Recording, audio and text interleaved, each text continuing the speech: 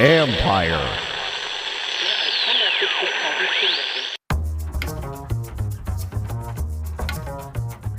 Hey babies, hey babies, hey babies. Hi everyone. Who's number one, everybody? Who's number one, everybody? Wow. Another one. I don't even know what to say anymore. 7-2. 1996. What's up? First time since 1996 that they've had this record. I started covering them in 2000. I've earned this, guys. Okay. I've earned this. My first season covering them was 2000. And I've been kind of in and out for a little short period of time, but never lost touch, but basically with them through all of it. I've earned this, guys. Thank you. I've earned this. I think majority of this fan base has earned it. Like we haven't hit the oh, you're just hopping on the bandwagon, right? Like I don't think we've hit that yet. Like if people want to root for them, that's fine. I'm with you. I was 7. So I haven't seen this. Like you have to realize that I was in like 2nd grade the last time they were this good. So I've never really consciously seen them this good. This is just another world right now. It's what we're in. This is the gauntlet too, because it's Pittsburgh, then at Philly Thursday night, then Dallas. Let's see where Dallas is by the time they get around to them. I mean, I always say this, it's not who you play, it's when you play them. And they're like sliding down way at this point. So I don't know. Like, we'll see. It's only a couple weeks away, so we'll actually see. But I do know what the next 2 are for sure. And that's a tough ask. I'm glad Pittsburgh's home. Second time in the last 3 weeks they're getting a team off a bye, so that's not great. So they're catching Pittsburgh off the bye, then they got to turn around and go Philadelphia Thursday night. They somehow get through that 2-0, and they're at 9-2. Well, I think it's going to be the disbelief part's just going to have to just be over, and you're just going to have to acknowledge that they're one of the 3, 4, 5 best teams in the NFL. Like that's where you're gonna have to land. But we'll see. We'll see what happens. I don't love that they're coming back and playing another team. I don't love that. And I don't love that they have to turn around. I mean, Philadelphia has to do it too. I don't love they have to turn around and play them 4 days later up there. But we'll see what happens. And for now, like I'm trying to stay in the moment and enjoy it because like my concern all week was it's human nature to, relive the glory moment of the once in a lifetime experience. It was by about 3:00 Tuesday that I went, I just need to start looking at the Giants stuff because I can't sit here and revel in this and stare at my phone all day. Even I was caught up in everything that was going on with the calls going everywhere and the plays are going everywhere. And I'm watching literally every video submitted by every fan who's been a fan of this team for any point in time in their life. And like how they reacted in the stadium, in the street, whatever it was, in Australia, I watched every single video. And like, after a while, you got to go, all right, you have to let it go. And while the Giants have the record that they have and don't seem to be scoring a lot of points, I knew what their defense had been recently. They've been close in a lot of games. So I was concerned, like, not that it would be a letdown or a trap or anything like that, that they don't typically win up there. And it's hard to sweep a team. And their season was on the line. And they're 0-3 in the division coming in. Like, they had to win. They had no choice but to win yesterday. And we're the ones sitting there reveling and listening to clips of Caleb Williams looking like he's dour and his father's tweeting at them and we're laughing at them. And like everything we were doing was about last week. And so I wanted to see where we would get to for this week. And they once again proved they're up to the challenge of not getting on the roller coaster, getting it together, staying poised. And it even didn't start very well. I mean, the Giants had the ball for 12 and a half minutes of the first quarter, and we're trailing 7-0, and we're trailing 7-0. And then from there, it's like at some point, I'm now accustomed to this. At some point, our offense is going to like kick into some kind of gear, and it's going to happen fast. And it happened again yesterday. It's funny. The Caps and the Commanders are off to a great start this year. And one of the reasons why both of them are where they're at is their responses once the other team punches back, essentially. The Caps have been really good at it this year where they'll score or they'll prevent another team from scoring, where last year that was a disaster. The Commanders are doing the same thing where it's like, oh, okay, you guys punched back. Now time for our counter punch. And this counter punch is actually going to knock you out because it's going to put us up by 10 or 14 points. And then our defense is going to start teeing off on you. And it snowballs. Like, that's what I think we're starting to see now is it gets out of hand too fast. Even with the Giants scoring late yesterday, you're like, God, it can never be easy with these guys. But you were still pretty confident that the offense was going to turn around, chip away at it, and then all of a sudden they just get to the red zone and take a couple of knees and it was over with. Like, the faith is there that they're just going to put this thing away now. You know me, I'm very careful about overconfidence, especially on the air when I call their games. I want to be very careful because that can come back and bite you and it looks really bad. Like, in hindsight, if you start talking about, well, this is over, that's over, and then it goes the other way. I mean, it's football, like anything can happen. But I got to tell you, it was creeping in at halftime for me that, like, when it was 21-7, I didn't think the Giants had a shot to come back. It was the first time in a very long time that I had that feeling of they're not going to come back. Like, I know they're not going to come back. Even after the Commanders got the ball, went 3 and out immediately, and the Giants went down and scored. It took them forever to do it, but they went down and scored. I still was sitting there going, no, not really worried here. Like, I'm just not worried here. And it's a weird, odd level of confidence. And maybe it was just them. I've seen this, a number of times. When they get down, they have a really hard time coming back because it just takes them forever to score. And Washington's game plan, like in surviving just quarter one, was clearly they didn't trust their pass defense against neighbors again. And they wanted to force the Giants to take their time, run the ball.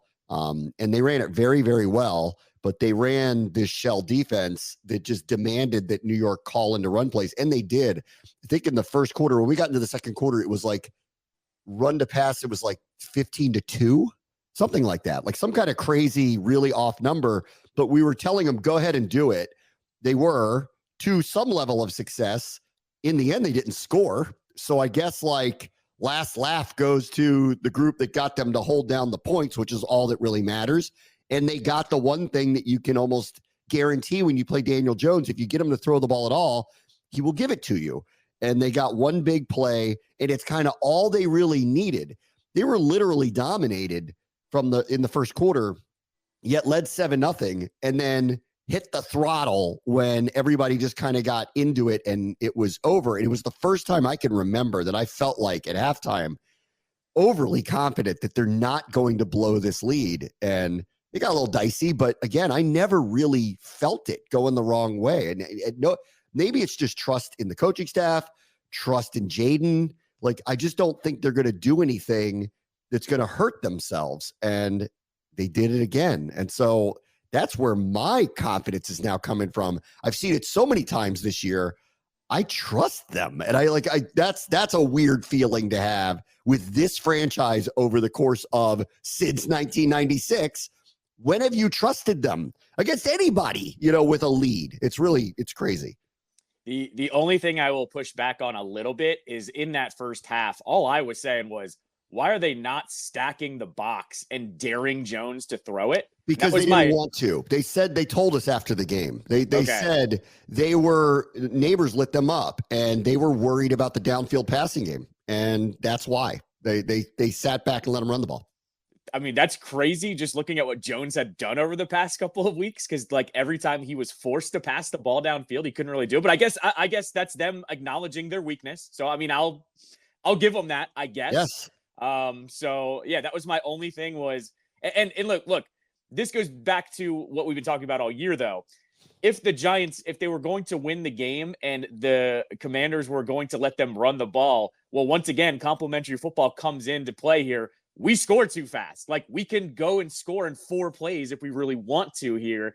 And so I guess they're okay with that. Once again, complementary football is what this whole season has been about. So I'm okay with the plan. It was just frustrating to watch because I was like, man, I'd love to get a pick off Jones, and they weren't really even letting him pass the ball. That's right. Which will go back to what you just said, and which I think is acknowledged here in what happened. It is proof that they need help on defense. I think I'll get into the Schefter reporting in a minute because that was, what world are we in now? But don't ask Florio. So But this, and I've been talking about this for weeks, and people laughed at me at first when it was a few weeks ago and it was only 4-2 or whatever, but I could just see it. I saw it. Like they've got something here that's unusual. We need to enjoy it. But these opportunities don't come along that often. And so what? It's in year one. I don't care that normally doesn't mean you go to the Super Bowl. Their record is what their record is. They're beating who they're beating. They're doing it in very special ways. They feel very team of destiny. They're missing their best running back, but they run for 150 yards anyway. Like, guys, like we're in the middle of something here, and there's no reason not to have some belief. Just as I was sitting there at halftime going, they're not going to blow this lead. I know they're not going to blow it. Like I just know it. And this acknowledgement of the way that they played defense and decided to try to mask their deficiencies is proof to me, just another level of proof that they need to do something before tomorrow, that they need to go hopefully get a corner, help at corner. And if they get some other ancillary help that doesn't cost them very much for rental players to kind of give them more of an opportunity or bolster a line that maybe needs some reinforcements because John Allen's out and Fedarian Mathis went out. Concussion protocol. And, it's just we're at that time of year where injuries are starting to pile up. You need to get another extra body or two to bolster a position group. I am all for this at this point. And I think it demands that they go and look at a real asset for a real corner if that is available. And considering that the reporting finally came out over the weekend that they are poking around looking for that, I think there will be a hardcore full court press to try to do something, because 7-2 is a really great story. And it could be an incredible one if you actually give this team what they need to make the run. And it's all right in front of them. Look at their schedule. It is all right in front of them. I don't think they'll go 500 from here. If they do, that's 11 wins. Like, guys, like it's literally right in front of them. So I am hopeful and expectant of deals to occur over the next 24 hours to try to help them. I think the other part here is you have to actually start looking at who their threats are, right? So it's the Eagles within the division, right? Yep. It's the Lions, of course, if we're looking way, way ahead. Both are going to make moves. The Eagles always do when they have a shot, and the Lions need a pass rusher. They're going to, with Aiden Hutchinson out, they're probably going to do something. And then you also, I think you throw the Vikings in there as a threat, obviously, with the way that their season's going. And I look at those three, and I just think, Justin Jefferson, Amon-Ra St. Brown paired with Jamison Williams. If he plays, he should be fine by the playoffs. You look at the Eagles and their receiving core, and all I'm thinking is all those wide receivers could derail a game very fast for what you like to do on offense. Yes. To ruin your complimentary football. They need a corner. Like I'm looking at it now that you need a corner, and all those teams I just mentioned too run the ball very well too. So like, they both are dual threats. You can't just stack it one way or the other. So I'm firmly entrenched of your threats. If you want to make a deep run, all have really good wide receivers. You need to shore up that position. 100%. Everyone was laughing at me a few weeks ago. I was trying to tell you all, like, but we got something weird going on here. And now it's added up to, I think everybody understands it. And so I firmly believe they're going to try to do something. I believe it will be disciplined, that they won't go crazy and do something that's been out of character. I don't believe that. Like, I don't think they're giving their first round pick to anybody next year. But there's got to be, I don't know, Marshawn Lattimore. Saints are totally going the wrong way. Cleveland's got extra corners, just lost again. That's a good thing, for our purposes. That's a good thing. I don't know. I don't know who else that I can think of off the top of my head that's going to be potentially available on teams that clearly their seasons went the wrong way, but that's who you eye right now, seasons that went the wrong way, and who wants to be a seller and grab some assets. And there's got to be a corner out there that's worthwhile to them. And I think it's necessary. And I would argue, listen, if a second receiver came along, that's great. I don't actually think it's totally necessary, but it's great. I do think maybe help on the defensive line. I do believe that, because injuries are starting to pile up. Like Mathis, I think he's okay, but went out. Allen's not coming back this year. You're just losing bodies. And I think like some help, and that's a rental. That's one of those 3 7th-round picks going to somebody to pick somebody up to just help you get better and get them off of their books. Like that's all that one is. And so we'll see. We'll see what they end up doing. One other, since we do history every week, here's the next one. 1933, the Commanders have 3 turnovers through 9 games. That's the lowest by anybody since at least 1933. They had, I don't even know why I said this to Quinn in the post-game interview last night, but I did. I said, in at least 75 years of the rivalry between these two sides, never had Washington gone both games without turning the ball over until yesterday. And then he looked at me and he just goes, "You went deep on that one." And I go, and I just go, "Yeah, I got to know my audience. Like, you probably are not looking at the things that I'm looking at when I get ready to do these games." But I said it to him, and he just looked at me like I'm crazy. And I went, "All right, how about this one? That was your 50th career regular season win. Do you like, how's that one sit with you?" And then he talked about that. And then he hit me on the head with papers afterwards because he was like, "What are you talking about?" So for the football nerds and us historians and those who are telling a story, true fact today, Washington has fewer turnovers through 9 games than any team since 1933 with a rookie quarterback. I would feel like he would appreciate that, though, because he has talked about how much he loves the NFC East. So I feel like, I don't know. He might have knocked you in the moment, but I feel like he's going to appreciate that today, at least. I just think he was like, what? He was like, too many words. He's like, ask me how the run game went. He's like, dude, we're 7-2. I don't care about 1933. That's right. That's pretty much how that one sounded. I will say that too. Like, this is what's getting me even. This is where the hype train's starting to like really leave the station for me, though, is like, once again, we can enjoy 7-2. This is year one. Like, this is year one of turning the roster over and like putting this defense together. Like, this is where my hype train is getting way out of whack, because all I'm thinking too is like, a second offseason and getting more defensive personnel. And like, I'm getting way too excited about the future now too. I am with you on that. And I just know there are no guarantees of anything beyond this year. Of course. And thinking beyond this year is considering what's happening this year. I think I'm with Quinn here. You stay in the moment. You stay in this now. I don't want to talk about next year. Next year does not matter. They're 7-2. They got everything literally on the table for them. A couple of ones that I want to pull up to. The call that got the play to Olamide Zaccheaus that basically sealed it. So this is a little on the Giants have some questions to answer. Washington gets the ball. There's under 3 minutes to go. They do have all 3 of their timeouts. Washington runs the ball predictably on first down, gets no yardage. The Giants don't call a timeout.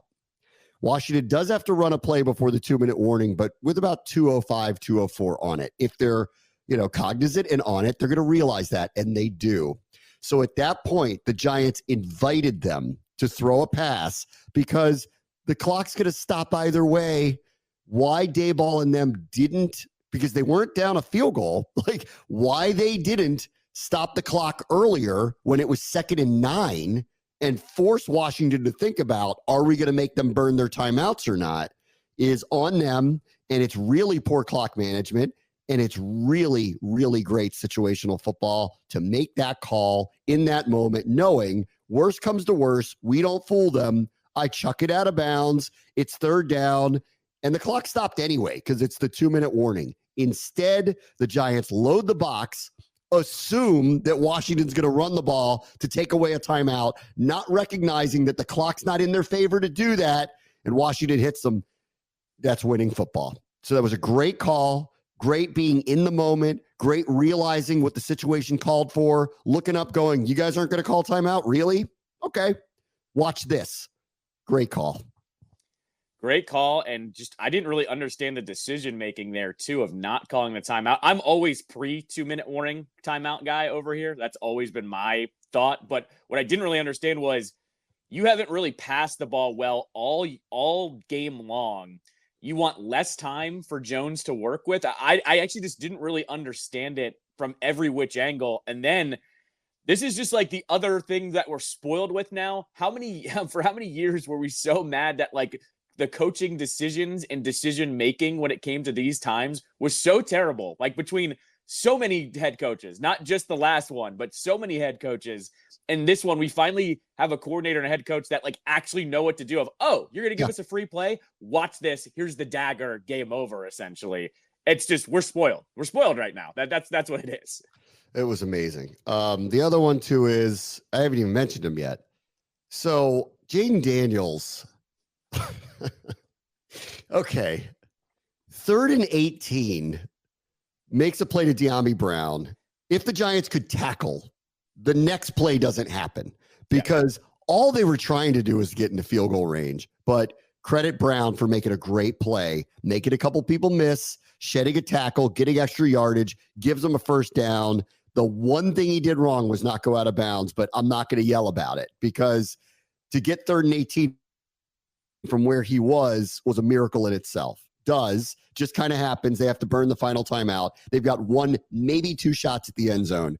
And this guy just walks up to the line and throws a perfect pinpoint dart bullseye to McLaurin. Like, I don't even know what to say about this anymore because when you do it in those situations, it's different than when you do it at any other time. He did this against the Ravens on a 4th down play. He did it on Monday night against Cincinnati.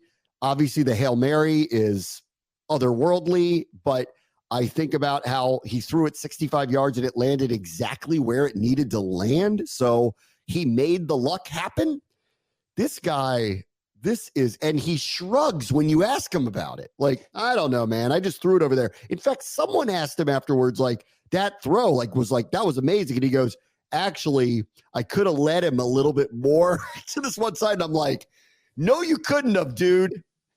Like, hey, the bullseye's this big. You hit right there and you're complaining about it. I was like, oh my God. Like he shrugs at this. I believe him when he shrugs at this. Like he is not caught up in all the hype of all of this. He has to know that that's different, but he doesn't acknowledge that it's different. He is something else, man. He's from another planet, this guy. He's, as I've been using the phrase and you've been using it more and more, he's the definition of stay medium. He just he doesn't ever get phased, but he also doesn't get excited. I feel like we need to I liked Soul Snatcher yesterday. By the end of the game, though, I'm thinking he's Terminator. Like there's no emotion. He just kills you. Like that's all he does. And he's going to have a smile on his face too while he does it. He's unreal when it comes to his attitude. Since he loves basketball, and since Kevin Durant's a big fan of ours, he reminds me, personality-wise, it kind of reminds me of him. Like, kind of has that, tall, slim build, Slim Reaper, baby. He's like the football Slim Reaper. He's got that same kind of he's just going to throw one on you, and you're going to go, oh, my God. Like, you can't even believe it happened again. It's really amazing. All right, last thing. I'll probably spend more time talking about this tomorrow because I want to get to all the other games that happened today. But the Schefter piece where he wrote, everybody is angling their agents to get here, not next year, now. Now. It wasn't even about oh, that's the place to be, from here on. It was, can I get there next week before the trade deadline? Wow. This is no longer the mug. This is amazing what has happened over here. Don't ask Florio about that because he was doing the whole, oh, it's Bob Myers because he works for ESPN. He's the one feeding Schefter that information, and everyone very fast was like, Florio, can you drop it? Like Dan doesn't own the team anymore. Can we? Or I don't know. How about maybe do you acknowledge Schefter probably has really good relationships with player agents? Right. That too. It's are possible that he breaks all the news because he has relationships with all the player agents and that, I know that, everybody knows that he horse trades information. Well, where do you think he got this from? The agents. Right. And so who are probably asking him, can we get my guy to Washington? To which everyone was acknowledging, are you calling Adam Schefter out for being blatantly wrong about something or taking information from another ESPN employee? No, come on, Mike. Like that's a stretch. Everyone was kind of hating on that one. So I'll talk more about that. I wanted to focus on the game. I'll talk more about all that tomorrow on trade deadline day when hopefully we're talking about, who knows, maybe some moves. All right, we'll take a quick break. When we come back, we'll go through the rest of week 9. Brad Watch the Show, ESPN 630, the Sports Capital.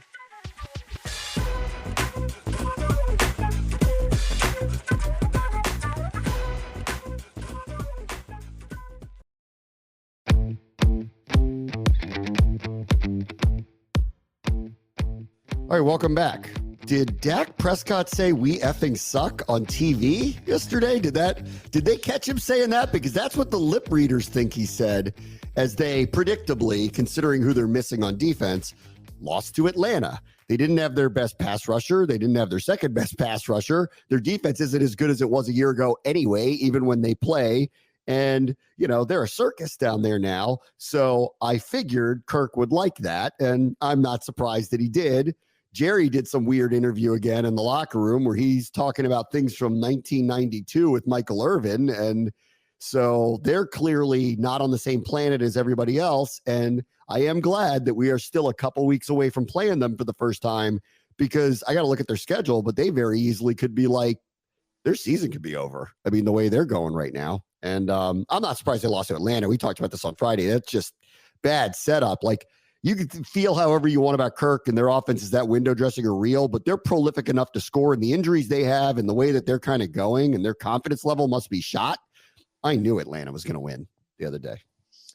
I mean, I don't count Dallas out just because of how good their offense can be, but I was worried about that game either way. But the fact now is that Dak's just not hurt. He has a hamstring injury, and you know how this goes in any sport. Anytime you get the hamstring, a core injury, stuff like that, it's touch and go for not just the immediate future, but the rest of the season, essentially. So I wonder how this injury affects him. Dak's not as young as he used to be. And I don't know, I guess I'm a little surprised about how quick it got out of hand in Atlanta, because when he got hurt, it was over pretty much. And I look at them and just go, do they shut Dak down to just try to get a good draft pick? I'm wondering, do they go that route? Because they never picked that. They never picked that high either. So it's you almost wonder, do you try to take advantage? It's about getting a quarterback. Forget it, because they're stuck with him. They just signed this contract with him. I was saying this for months. Let it play out. Don't sign him to the contract. You can always sign him after the fact if he plays really, really well. You don't want to sign him to it. It's obvious you don't want to sign him to it. The players on his own team did a podcast last week and didn't even name him in the top 10 quarterbacks.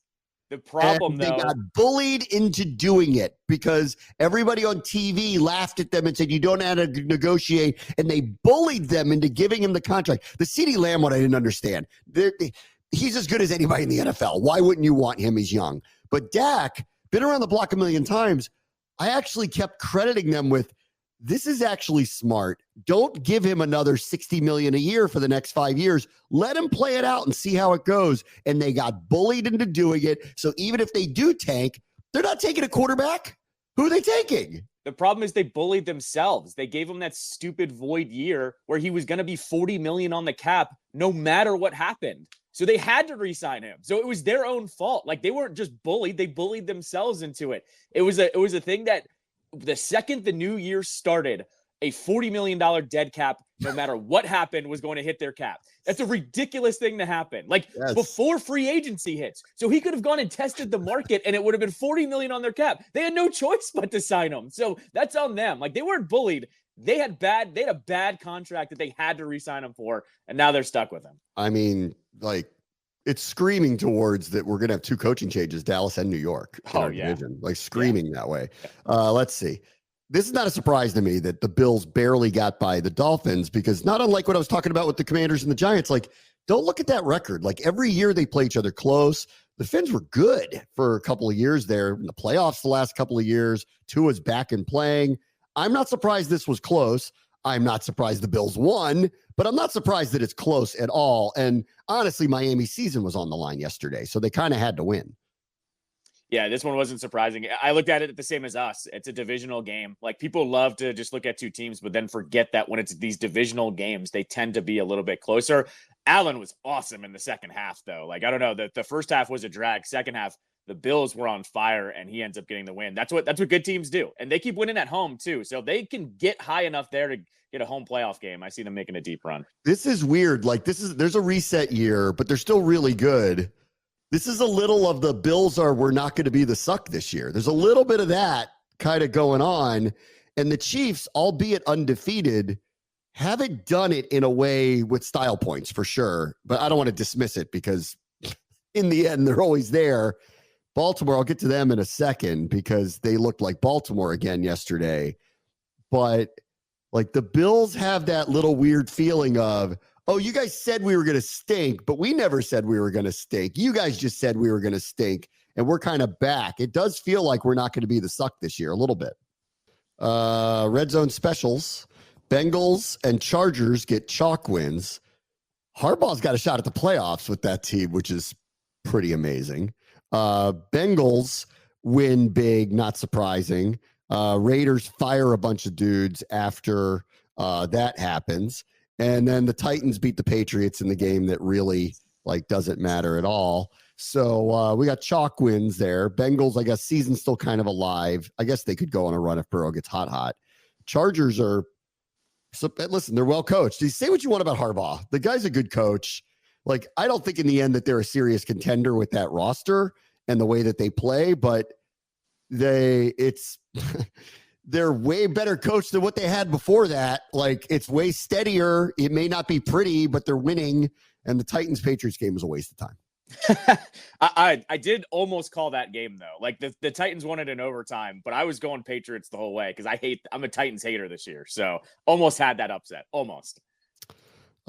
Derek Carr hates Twitter today because they lost to the Panthers, which is okay. That's really can't trust them. Can't trust them. No, they were what, highest scoring team in the NFL through 2 weeks, 2-0, haven't won since. And then Mike Thomas went after Carr bad on Twitter. Carr had to respond to it. Chris Olave got hurt. That was scary looking, actually. I hope he's okay. That was really scary looking. They're done. It's another one that you look up on the schedule where I went, we're playing them in December. Let's see what they are. Well, they ought to tank. They ought to bench Carr, whatever, do whatever to make sure that they don't win anymore and get into the business of who's their next quarterback, honestly, because their season's done. I circled that game and I feel the same way about it now. Maybe with holiday time, it'll be a little bit weird. I have a prediction that that's going to be a big burgundy and gold crowd. Huge. Because they're bad now, Saints fans are going to unload. Yeah, and they already started to unload their tickets a couple of weeks ago. They were only half full a couple of weeks ago for one of their home games. I'm telling you, that's going to be Commanders' takeover, especially if we're at 10, 11 wins by that point. It's going to be ridiculous. So, yeah, that's my prediction for that game is that Superdome could be just burgundy and gold all over the place. Yeah, I always say, that's one of those ones, it's really fun. It's a really fun, I mean, obviously New Orleans is awesome, and it's and the stadium's right by the French Quarter, and it's really awesome to go.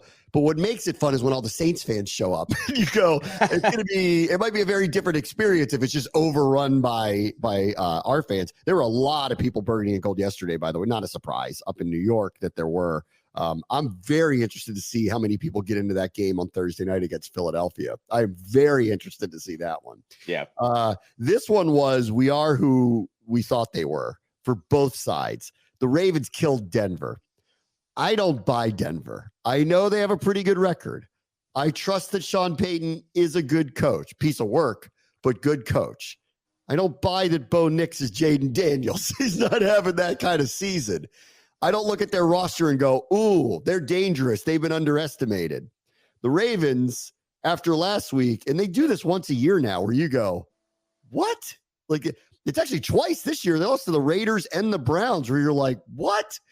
And then they turn around, though, and it just it reminds them who they're supposed to be, and this was so predictable. The Ravens are a contender. Denver is not this year, and I think it exposed both of those things. No, I think Denver is the year that we thought we were supposed to be having here. Around 500, Bo Nix has shown signs. He hasn't showed that he's amazing, but he's shown signs that he could be a good quarterback. The defense is playing very well there. And then they go up against a real contender and they get rolled, essentially. And so I think Denver, they're having a nice little season for what their expectations were. Yeah. They never had a chance against Baltimore. No, but have they played the Chargers yet? Because those games are going to matter now. Once. I think they played once. I mean, the way it's shaken out, one of those two will probably be a wild card team. Probably. Right. Because they'll both have enough wins to be right there. One of those two will probably be a wild card team and probably go out pretty quickly, dependent on who they play or who they end up getting. Let's see. This is pure Philly. So they win. Okay. They win. They were blowing out Jacksonville. Suddenly I got on the plane to fly back. And when I landed, it was close. So when I was watching, it was 22-0. I landed. I got off. I turned on my phone and I'm like, what? And I saw what the score was. So I guess it got dicey. And then in pure Philly mode, I mean, every tweet I saw from anybody who's into the Eagles was like, I know we won today, but that Nick Sirianni's killing us. The scuttlebutt was like, fire Sirianni now. I've seen enough. Like, we won, but we know what's happening here. I love it. They're winning, and they're still panicking up there, and they haven't even played us yet, which is my favorite part. Like, because they keep their fans are starting to get like the Bears fans a little bit. It's kind of like, wait till you see us type of deal. And I'm like, all right, guys, like, can't wait for this because you guys are also not on your game. I will say this, though. Like, luckily they have Saquon. If they didn't have Saquon, I think they would be falling apart right now. But because they can just hand it off to him when all else is in doubt and he does backwards hurdles over dudes, they're fine, essentially. So that move, it just makes me hate the Giants even more because it's like it's keeping their whole season afloat right now. John Mara, like the rest of us, said, I will not be able to sleep if he is playing for Philadelphia. Mr. Shane, good choice, guy.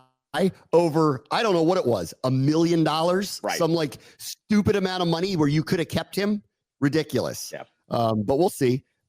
Eagles Cowboys this weekend. Boy, this is a win-win for us. Cowboys upset them, which doesn't look right. You know what happened right now. Cowboys upset them. That's good. Okay. Gives us a pad against them on that Thursday night game. Cowboys lose. They're pretty much buried. I mean, either way, win-win this weekend. Cowboys 2 home games before they play the Commanders. Eagles, Texans. Their season could be over by the time we get around to them. So we'll have to see. Yep.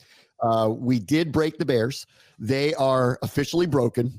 So they spent, this is so classic, and I've seen this a million times. They spent the whole week talking about us. The whole week. Talking about us, talking about themselves, talking about the corner who waved at the fans, but it ended up giving us the Hail Mary. Talked about Caleb's really bad numbers, but he could have won anyway. How they were crowing about what he did with his numbers is really hilarious in its own right, where they're just, oh, you saw like he lost, he was better. Guy, he was 3 for 11 for 33 yards after 3 quarters. I don't know what you were watching. They clearly don't like each other. They're going at the coaches. The coaches are giving weird halftime interviews. They're done. Obviously, they really don't like each other. They're not in the moment. They are not staying medium. None of it. And then I saw some clip, and then it's like the body language is so telling. Where Caleb Williams, I guess, got like nicked up late. He's jogging off the field, and DJ Moore like his shoulder leads into him as he's walking off of the field. It's bad. It's really, really, really bad. It is. I was the most confident in my predictions on Friday that the Bears were going to lose this game. There was not a prediction I was more ready for was for them to fall apart. And I don't know if you saw, did you see the last play of the first half in that game too?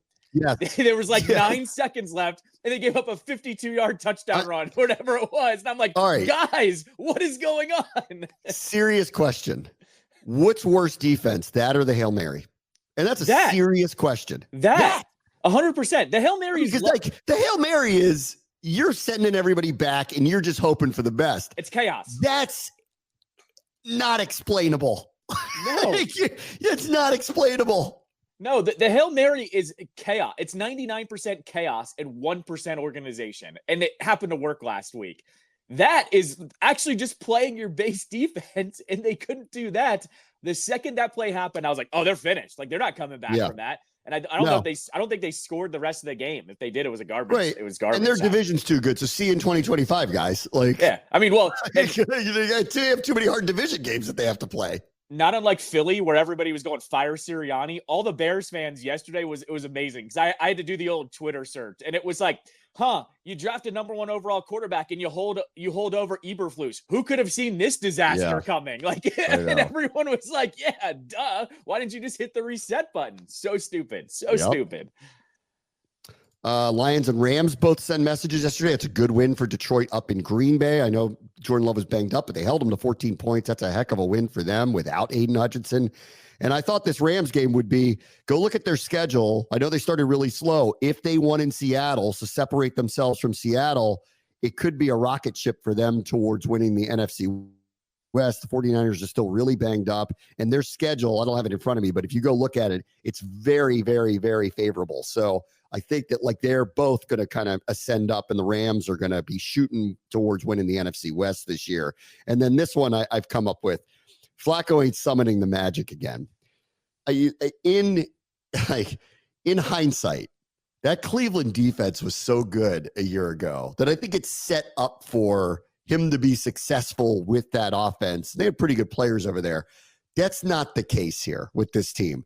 They're not good enough across the board, offense or defense, for him to will them somewhere. So there's part of me that goes, I get what they did with Richardson, but I also don't now, because I don't think he saves the day for them.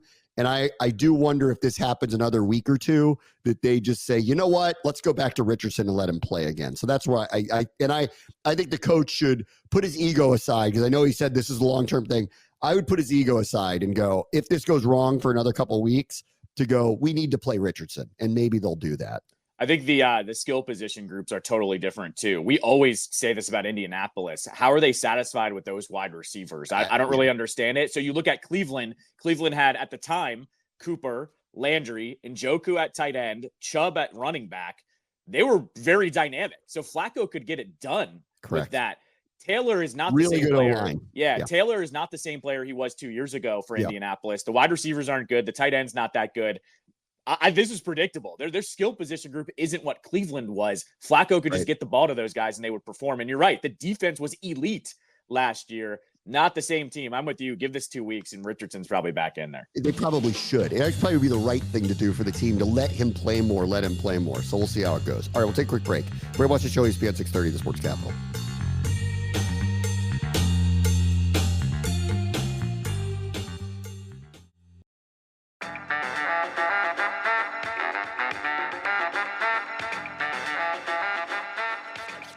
All right, welcome back. The Capitals are a slot machine.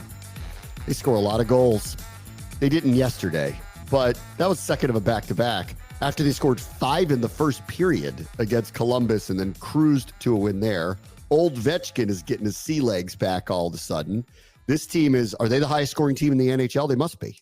I'm not sure. I'm not sure because of games played. They haven't played as many games as some other teams. I would assume they're going to be up there, but they also got the latest start out of any other team in the league. So let's see. The Capitals have 46 goals. The Devils have 50. The Panthers have 48. But the Devils have played 3 more games than them, and the Panthers have played 2 more games than them. Yeah. So it was pretty much bang on. They got the Winnipeg has 59. Yeah. Wow. Winnipeg is the surprise of the season right now. So wow. Yeah. Winnipeg's so already they're like top 3 goals per game is where they are. They're like top 3 on that one. Yeah, the 2 stats we've been going off early on this season, because they got such a late start, it's goals per game and then points percentages. They lead the league in point percentage right now because they haven't played as many games as everyone else. They don't have as many points. So that's what we've been going off of, and they're number 1 in that category too. So, well, let me ask you this question, since we asked it about the Commanders.